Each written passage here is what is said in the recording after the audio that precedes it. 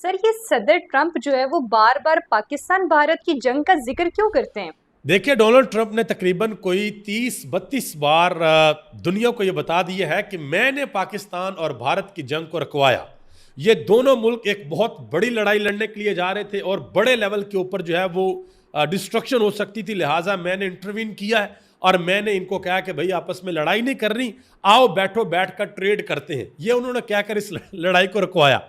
और ट्रेड किस तरीके से कर रहे हैं? पाकिस्तान के ऊपर 19% टैरिफ आयद कर दिया और जो अमेरिकन टेक कंपनीज है पाकिस्तान में जो काम करती हैं, जिनसे पाकिस्तान 5% जो है वो टैरिफ लेता था, वो माफ करवाया और उसके बाद पाकिस्तान के ऊपर 19% लगाया और हिंदुस्तान के ऊपर 25% टैरिफ लगाया और 25% लगाने के बाद दोबारा 25% बढ़ाकर 50% कर दिया।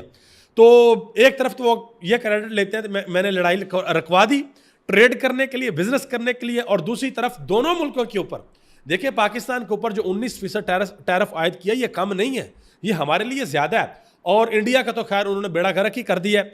तो उनकी कोशिश यही है कि भाई मैं बार बार दुनिया को बताऊं कि मैं अमन का दाई हूं, मैं एक ऐसा बंदा हूं जो दुनिया के अंदर जंगें नहीं चाहता। हालांकि यही डोनाल्ड ट्रंप है जो पूरे तरीके से इसराइल को बैक करते हैं। इसराइल जो कर रहा है पिछले 2.5 सालों से, यही अमेरिका उनको बैक करता है। वहां पर डोनाल्ड ट्रंप बिल्कुल शांति के साथ बैठे हुए हैं।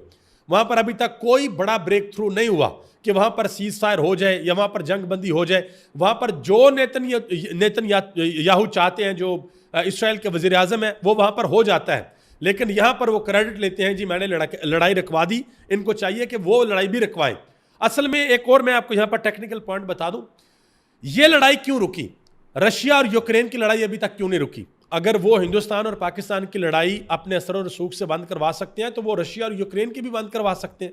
असल मसला ये है कि इंडिया और पाकिस्तान ये दोनों हैं, इन दोनों की डिपेंडेंसी अमेरिका के ऊपर, या आप कह लें कि ये दोनों उनके देनदार हैं। या एक लफ्ज यूज किया जाता है कि दोनों काने हैं उनके, ठीक है। ये उनके सामने सर उठा के बात नहीं कर सकते, लिहाजा पाकिस्तान तो बिल्कुल नहीं कर सकता। हम तो भाई चल ही IMF के कर्जे के ऊपर रहे, तो हिंदुस्तान में नहीं कर सकता। तो उन्होंने एक कॉल की, पहले मार्को रूबियो आया था हिंदुस्तान के अंदर, उसने जंग से पहले मुलाकात की थी कि ठीक है जी आप करो जो करना है, और उसके बाद फिर ट्रंप ने कहा भाई रोको इसको, उनको रोकना पड़ा। तो इस वजह से वो बार बार ये क्रेडिट लेने की कोशिश करता है कि मैंने करवाया। हालांकि रशिया और यूक्रेन की जंग नहीं रखवा सका, क्योंकि वहां पर जो डोनाल्ड ट्रंप शरायत रखता है, ना वो रशिया मानता है ना वो यूक्रेन मानता है, और वो आज भी लगी हुई है।